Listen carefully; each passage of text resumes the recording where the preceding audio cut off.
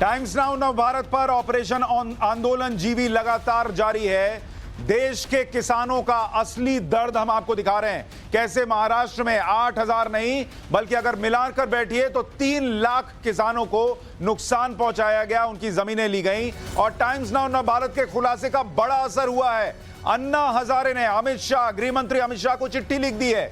उन्होंने किसानों की जमीन हड़पने के खुलासे पर चिट्ठी लिखी है और कहा है कि नेताओं ने किसानों की जमीन हड़पी है, कम रेट पर चीनी कारखाने खरीद लिए गए। 25,000 करोड़ का घोटाला है ये और अन्ना हजारे कह रहे हैं कि इसकी जांच होनी चाहिए। सहकारी चीनी कारखाने कम कीमत पर खरीदने की जांच होनी चाहिए। टाइम्स नाउ नव भारत पर जो हम बड़ा खुलासा कर रहे थे उसका पहला असर हो चुका है।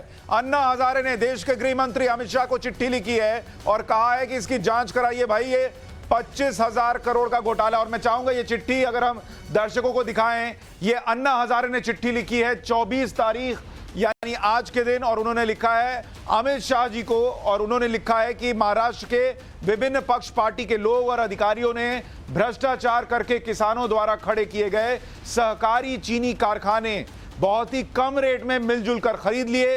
इस मामले में लगभग 25,000 करोड़ रुपए का घोटाला हुआ है। इस प्रकार सहकारिता क्षेत्र बर्बाद करके निजीकरण को बढ़ावा देने की कोशिश हुई। इस घोटाले की उच्च स्तरीय जांच की जाए, ये अन्ना हजारे कह रहे हैं। उमैर सैयद हमारे सहयोगी फोन लाइन पर जुड़ गए हैं। उमैर, अन्ना ने और क्या कहा है बताइए जरा, और कब तक इसकी जांच हो, इसकी भी कोई मांग की है क्या? जी, जैसे कि सुशांत, हमने ये जब जालना शुगर फैक्ट्री का मामला सामने आया उसके बाद अन्ना ने हमसे बात की। अन्ना ने कहा कि 2009 में भी जिस तरीके से ये सिर्फ एक जालना की शुगर फैक्ट्री का मामला नहीं है, तो पूरे महाराष्ट्र में कुल मिलाकर 49 ऐसे शुगर फैक्ट्रीज है जो है कि वो शिवसेना हो, एनसीपी के हो या तो कांग्रेस के हो, इन सबके नेताओं ने एक प्लानिंग की थी और प्लानिंग कर जो कोऑपरेटिव जो है ये शुगर फैक्ट्रीज का उसको खत्म कर प्राइवेटाइजेशन करने का ये एक प्लानिंग बनाया गया था। इसके चलते अन्ना ने ये भी कहा कि 2009 में मैंने पूना के आलंदी हो और साथ ही मुंबई के आजाद मैदान में इसके चलते आंदोलन किया था। उसके साथ साथ हाई कोर्ट में पिटीशन भी जो है तो अन्ना ने दायर की थी। हाई कोर्ट ने अन्ना को ये भी कहा था कि आप इसके चलते एफआईआर दर्ज कीजिए। तो मुंबई में यानी सीधे अन्ना भी अब ये कह रहे हैं कि ये एक संगठित अपराध की तौर पर हो रहा, ये आरोप अन्ना हजारे लगा रहे हैं, जो इस देश में भ्रष्टाचार के खिलाफ लड़ाई लड़ने का सबसे बड़ा चेहरा रहे हैं हाल के दिनों में, और वो भी चाहते हैं कि अब इसकी पूरी जांच हो। हमारे साथ तमाम मेहमान जुड़े हुए हैं। हमारे साथ किशोर तिवारी शिवसेना के नेता बने हुए हैं, अनिल गावत जी हमारे साथ हैं, किसान नेता, पुष्पेंद्र जी भी हमारे साथ जुड़ गए हैं, किसान नेता। इसके अलावा हमारे सहयोगी गौरव हमारे साथ बने हुए हैं। अनिल जी, एक बात बताइए, आप जो बात कह रहे थे ब्रेक पर जाने से पहले, अन्ना भी कमोबेश वही कह रहे हैं कि पूरा एक मॉडस ऑपरेंडी के तहत हुआ है और एक नहीं, करीब 40-50 शुगर मिल्स के साथ ये हुआ है महाराष्ट्र में। हाँ बिल्कुल, ये पूरी शुगर इंडस्ट्री एक बड़ा स्कैम है। जहां गन्ना का नहीं वहीं पे शुगर फैक्ट्री अलॉट करने की क्या जरूरत है, लेकिन विदर्भ में जहाँ गन्ना होता नहीं वहां पे भी शुगर फैक्ट्री लगाई गई, क्योंकि उस इरेक्शन में उनको करोड़ों रुपया मिल जाता है उनके कार्यकर्ताओं को। दूसरी बात, जहाँ गन्ने की आपूर्ति अकाल के वजह से अगर कहीं होती तो वो बीमार हो सकती है, लेकिन जो फैक्ट्री अच्छी खासी गन्ने की आपूर्ति है फिर भी उसको बंद किया जा रहा है।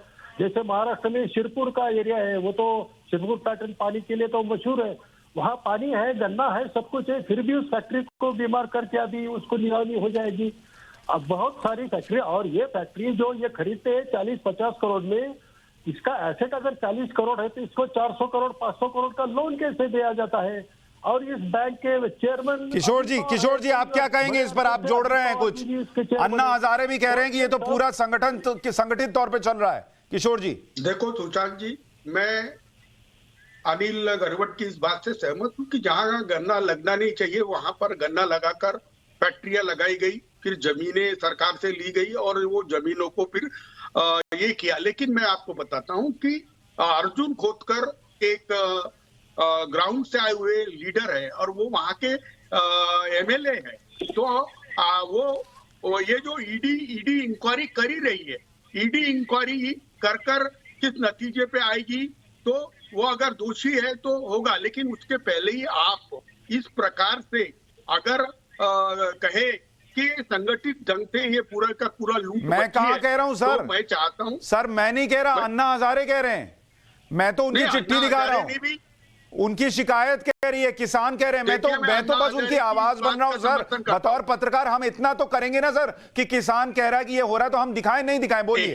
एक मिनट तुषांत, मैं कहता हूं और मेरी पार्टी के तरफ से भी कहता हूं कि अन्ना हजारे की मांग पर अगर अमित शाह जी कोऑपरेटिव मिनिस्टर भी है और होम मिनिस्टर भी है तो वो इंक्वायरी कंडक्ट करके दूध का दूध पानी का पानी बता दे। ठीक है सर, हम अर्जुन खोदकर के पास भी गए सर, ऐसा नहीं कि वन साइडेड स्टोरी कर ली।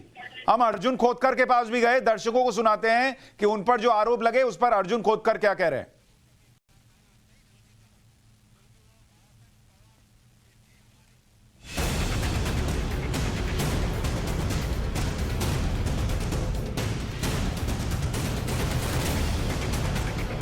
जालना शुगर फैक्ट्री में हुए घोटाले का सच जानने के लिए हम तह तक पहुंच चुके थे। हमें यह पता चल चुका था कि प्रॉक्सी कंपनी के जरिए फैक्ट्री पर कब्जा करने के इस खेल के पीछे का बड़ा खिलाड़ी शिवसेना नेता अर्जुन खोदकर ही है, जिस पर कई किसानों ने गंभीर आरोप लगाए। हमारी तहकीकात की भनक खोदकर के लोगों को भी लग चुकी थी, जिन्होंने इस सफेद रंग की कार से हमारा पीछा जालना की शुगर फैक्ट्री तक किया। लेकिन संवाददाता गौरव इन धमकियों से डरे नहीं और फिर खोदकर का पक्ष जानने के लिए उनके घर तक पहुंच गए। इसके बाद आलीशान घर के अंदर मौजूद अर्जुन खोदकर से हमारी बातचीत शुरू हुई।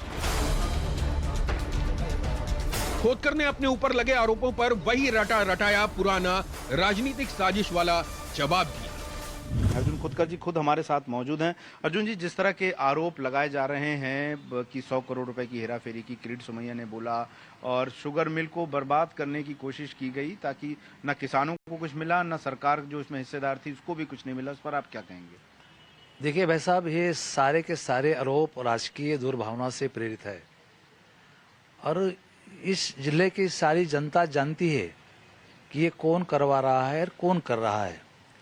इसलिए ये सारे आरोप तथ्यहीन है, ये सब मैं नाकारता हूँ। खोदकर की दलीलें अपनी जगह, लेकिन प्रवर्तन निदेशालय को की गई शिकायत में दर्ज खोदकर का नाम कुछ और ही किस्सा बयां कर रहा था। इसमें नाम अजित पवार का भी था। जालना के किसानों ने अजित पवार पर मास्टरमाइंड होने का आरोप लगाया था, तो संवाददाता गौरव श्रीवास्तव ने उनका पक्ष जानने के लिए उन्हें फोन मिलाया। अब हम अजीत पवार को फोन लगाने जा रहे हैं, ये उनका नंबर है और अब हम उनको कॉल लगाएंगे और हम सब पूछें। आप संपर्क करना चाहते हैं वह अभी स्विच ऑफ है, कृपया कुछ समय पश्चात प्रयास करें। The number you are calling is currently switched off. Please. हम एक बार और कोशिश करेंगे। तो फिलहाल तो टाइम्स नाउ भारत ने उनके निजी मोबाइल नंबर पर कॉल करके प्रतिक्रिया लेने की कोशिश की है और फिलहाल उनका जो मोबाइल नंबर है वो स्विच ऑफ जा रहा है। जालना शुगर फैक्ट्री में अजित पवार का नाम आना हैरानी की बात नहीं है, क्योंकि अजित पवार पर महाराष्ट्र कोऑपरेटिव बैंक में घोटाले के आरोप बहुत पहले से लग रहे हैं। पिछले साल जुलाई में ही प्रवर्तन निदेशालय ने महाराष्ट्र राज्य कोऑपरेटिव बैंक घोटाला मामले में उप मुख्यमंत्री अजित पवार से जुड़ी 65 करोड़ 75 लाख रुपए की संपत्ति जब्त की थी। मनी लॉन्ड्रिंग मामले में उनसे जुड़ी एक चीनी मिल को अटैच किया था और जालना का मामला भी एक शुगर मिल से ही जुड़ा है, जिस पर प्रवर्तन निदेशालय ने शिकायत मिलने के बाद नवंबर के महीने में शिवसेना नेता अर्जुन खोदकर के औरंगाबाद और जालना के कई ठिकानों पर छापेमारी भी की थी। 22 अक्टूबर 2021 को जो ईडी यानी इन्फोर्समेंट डायरेक्टोरेट इनके तरफ मैंने एक बहुत बड़ी एक 22 पॉइंट निकाल कर एक कंप्लेन फाइल किया है। तो अभी इसकी इंक्वायरी ईडी कर रही है। ईडी के लोगों ने वहाँ बहुत सारी रेड भी किए हैं। ये मामले इशारा करते हैं कि एक सुनियोजित साजिश के तहत महाराष्ट्र की सहकारी चीनी मिलों को खत्म करने की कोशिश की गई, वो भी प्राइवेटाइजेशन के नाम पर, स्मार्ट सिटी बनाने के नाम पर। और ये बात हम नहीं कह रहे हैं, बल्कि रालेगढ़ सिद्धि में भी यही बात एक बड़ी शख्सियत ने कही। रालेगढ़ सिद्धि में समाज सेवी अन्ना हजारे ऐसी एक नहीं कई चीनी मिलों के घोटाले से जुड़ी कानूनी फाइलें पलटते अपने दफ्तर में नजर आए। हमने उनसे बातचीत शुरू की। राजनीतिक लोगों ने संगठन करके उसको बेच दिया। अरे कम से कम उनकी जमीन, उन्होंने खरीदी किया जमीन, उनको तो पूछो ना, पूछा भी नहीं। तो इतना अन्याय और अत्याचार हुआ है। मैं लड़ रहा हूँ, मैं फकीर आदमी है, मेरे पास धन नहीं, दौलत नहीं, फिर भी मैं किसानों के लिए ये लड़ाई लड़ रहा हूँ। अन्ना हजारे ने बताया कि महाराष्ट्र में सिर्फ जालना ही नहीं बल्कि इसी तरह से 49 सहकारी शुगर फैक्ट्रियों पर कब्जे की साजिश रची गई और ये पूरा भ्रष्टाचार 25,000 करोड़ रुपए का है, जिसके खिलाफ अन्ना हजारे आज भी लड़ाई लड़ रहे हैं। 49 शुगर फैक्ट्री की पूरी जांच, ये सब हमारे, और ये जांच अगर हो गई ना, 25,000 करोड़ का घपला, भ्रष्टाचार, 25,000 करोड़ का भ्रष्टाचार, ये राजनीतिक लोगों का बाहर आ जाएगा। इसे ये लोग जांचे नहीं होने दे रहे। अन्ना हजारे किसानों को न्याय दिलाने के लिए टाइम्स नाउ नवभारत के प्रयासों से खुश थे और उन्होंने हमसे आगे बड़े आंदोलन का वादा भी किया। लेकिन जालना शुगर फैक्ट्री का सच इतना भर ही नहीं है, इसमें क्लाइमेक्स आना अभी बाकी है। क्लाइमेक्स हजारों करोड़ रुपए के घोटाले का। अन्ना हजारे ने सिर्फ कहा नहीं बल्कि टाइम्स नाउ नवभारत पर जब यह खुलासा हमने किया कि किसानों की बात, उनका आरोप, जो डॉक्यूमेंट्स हैं वो क्या कह रहे हैं, तो उसके बाद उन्होंने अमित शाह को चिट्ठी भी लिखी कि इस पूरे मामले की जांच होनी चाहिए। हमने जिनके नाम आ रहे हैं उनके पक्ष भी दिखाए। अजीत पवार को भी फोन लगाया लेकिन उनका फोन लगातार स्विच ऑफ आता रहा। राजीव पांडे बीजेपी के नेता हमारे साथ हैं। राजीव जी, लेकिन जो आप पर आरोप लग रहा है, जो शिवसेना जी या अर्जुन खोतकर जिनका नाम आ रहा है, वो कह रहे हैं कि ये सब पॉलिटिकली मोटिवेटेड है। देखिए, ये जो इस प्रकार के जो केसेस होते हैं ना, उसका एक मनी ट्रेल होता है और उसका एक रिकॉर्ड्स डॉक्यूमेंट्री होता है पूरे देश में। ये जब पुरानी सरकारों में ये बड़ा एक इजी तरीका था कि पहले आप एक फैक्ट्री लगाइए, आप बैंक से, पब्लिक सेक्टर बैंक से लोन लीजिए और उसको एनपीए कर दीजिए और बाद में जाकर के आप अपने ही चीज को खुद खरीद लीजिए। ये सिक्का एक्ट करके 1985 में ये एक्ट बना था। उसके बाद आज के डेट में आईबीसी है। अभी जो आप बता रहे हैं उसके लिए कुछ दिन पहले एक और रिपोर्ट आई थी, जो आपके रिपोर्ट जैसी विस्तृत तो नहीं थी, लेकिन उस रिपोर्ट में भी यह था कि किस प्रकार से एक शिवसेना के नेता ने अपनी ही फैक्ट्री को 100वें हिस्से में खुद खरीद लिया। तो देखिए, ये कहना कि ये एलिगेशन है का तो जांच होगा ही होगा। मैं किशोर तिवारी जी से एक सवाल पूछना चाहता हूं, आज उनकी सरकार है यहाँ, वो क्यों नहीं एक प्रिलिमिनरी इन्वेस्टिगेशन शुरू करते हैं? इतना बड़ा विषय आया है आपके सामने। तिवारी जी, आप तो हमारे बड़े भाई भी हैं, मुझे एक बात बताइए, एक न्यूज चैनल ने इतना बड़ा बात आपके सामने लाया है, आप एक इन्वेस्टिगेशन ऑर्डर करिए ना। जो ईडी करेगी, जो सीबीआई करेगी, उसकी बात की बात है। अभी एक अन्ना हजारे, किशोर तिवारी जी वो कह रहे हैं कि शिवसेना या आपकी सरकार खुद ये जांच क्यों नहीं करती? अन्ना हजारे को अमित शाह को क्यों लिखना पड़ रहा है? नहीं, अन्ना हजारे जी की बात से मैं सहमति हूँ, लेकिन जो 50 फैक्ट्री की बात कर रहे हैं उसमें से 40 नेता तो अभी भाजपा के नेता बन के बैठे। मैं अभी बता रहा हूँ, अगर कोई सरकारी जमीन और किसानों के जमीनों की लूट हुई है और 25,000 करोड़ की लूट हुई है, तो मैं राजू पांडे जी को विश्वास दिलाता हूं कि मेरी सरकार भी उसके तथ्य जानेगी और उसकी इंक्वायरी करेगी। पर सर, ये तो आपको खुद करना चाहिए था ना सर। वो तो किसान हमको मिले, आपको भी मिल सकते थे। पुष्पेंद्र जी, 1 साल तक इस देश में किसानों के नाम पर आंदोलन चला, लेकिन 1990 के दशक से लेकर अभी तक में महाराष्ट्र में किसानों के साथ क्या हो रहा है उस पर कोई सुध लेने वाला नहीं। बोलना चालू करूं? और इन्होंने उनको ना पूछे हुए वो सब फैक्ट्री अपने मर्जी से जी खरीद ली, जी अपने मर्जी से जी। तो इसके लिए वो आप प्रयोग कर रहे हैं, बहुत अच्छा है। जी लोक शिक्षा, लोक जागृति हो जी जाएगी। देखिए, जो स्टेट कोऑपरेटिव बैंक था, इसमें कहा जाता है कि शरद पवार और अजीत पवार का खास करके इन लोगों का बड़ा इसमें एक प्रभाव था और उस प्रभाव का फायदा उठाकर इन फैक्ट्री मिलों को बर्बाद किया गया। क्या ऐसी बात, जो किसान तमाम आरोप लगाते हैं, आप इन बातों से सहमत है कि इन लोगों का एक बड़ा रोल रहा है सहकारी चीनी मिलों को बर्बाद करने में? नहीं, ये सभी राजनीति के जो लोग हैं ना जी, अभी जैसे महाराष्ट्र में शुगर फैक्ट्रियां जो लूटी है, इसमें सभी राजनीति के अलग अलग पक्ष और पार्टी के लोग शामिल हैं जी, और सबने मिलकर प्लानिंग करके, क्योंकि जैसे कोऑपरेटिव बैंक है, सेंट्रल कोऑपरेटिव बैंक, ये सब राजनीति के हाथ में है। जी, दूसरा शुगर फैक्ट्री, उसका चेयरमैन, उनके सब सहकारी, वो भी राजनीति के लोग हैं। जी, ऐसे सब ये अलग अलग स्तर पर ये राजनीति के लोगों ने संगठन बनाकर जी, प्लानिंग करके ये लूटा है। जी।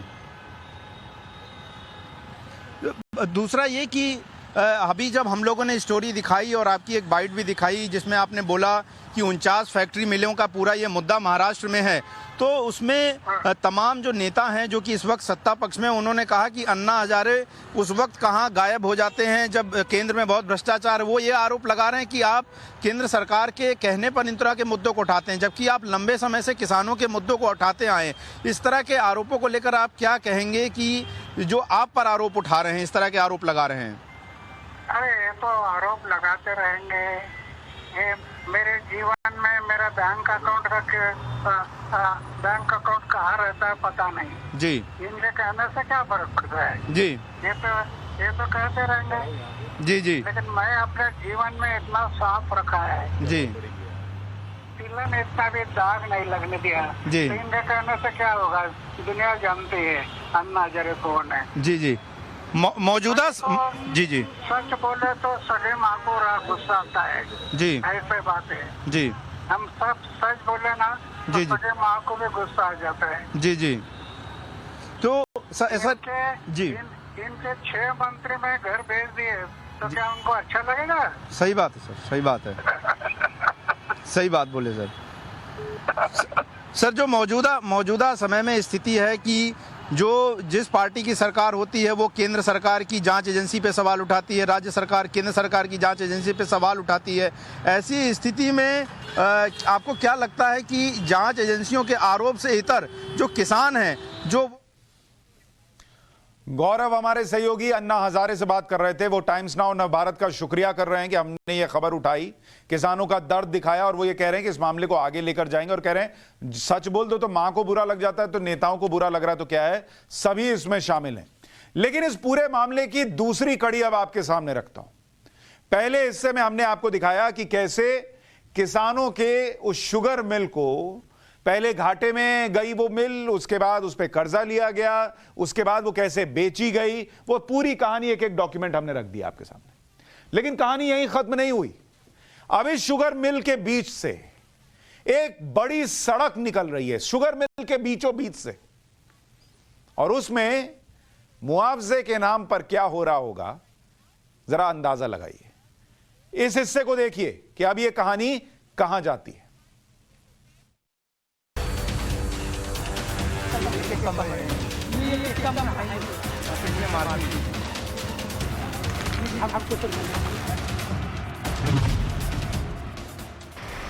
जालना शुगर फैक्ट्री में भ्रष्टाचार के भुक्तभोगी सिर्फ किसान ही नहीं थे, बल्कि यहां काम करने वाले करीब 300 कर्मचारी भी नेताओं की जालसाजी का शिकार हुए।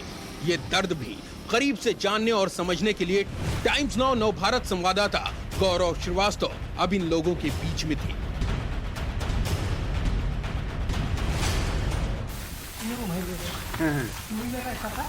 अभी आप छोड़ दिए, पानी नहीं चल रहा तो किधर जाएगा?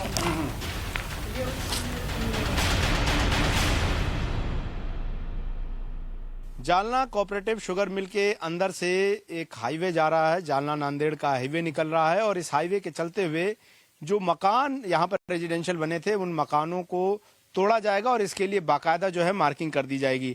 हमारे साथ गरड़ जी हैं जो कि यहाँ पर इसी फैक्ट्री में काम करते थे, उनका भी जो मकान है उस मार्किंग के अंदर आ रहा है। लेकिन सवाल यह है कि जो फैक्ट्री शुगर मिल के लिए ली गई थी उसके अंदर से हाईवे निकालने का औचित्य क्या है, इस पर लोग सवाल खड़े कर रहे हैं। क्योंकि साथ में एक चौड़ा हाईवे जो है बिल्कुल फैक्ट्री के साथ में जा रहा है, लेकिन एक हिस्सा हाईवे का वो अंदर से गुजरता हुआ जा रहा है और उसकी वजह से तकरीबन 200 मकान जो हैं वो तोड़ दिए जाएंगे। कि अभी ये मकान तो जा रहे हैं अभी ये सब, तो अभी ये सब मकान 200 मकान टूटने वाला है। तो ये रोड जालना नांदेड़ जा रहा है। तो अभी कौन सा रोड है अभी ये तो नाम ले रहे हैं उसका, ये जा रहा है वो जा रहा है, लेकिन ये रोड का नाम पता नहीं हमको कौन सा जा रहा है। तो ये लेकिन जा रहा है, ये पट्टे बिट्टे लग रहे हैं, मौज माप हो गए। तो ये बताइए कि वो सब तो ठीक है, लेकिन ये तो शुगर मिल थी, तो इसके अंदर से रोड कैसे निकल रहा है अचानक से, क्या अभी वो तो बड़े लोगों को मालूम होगा।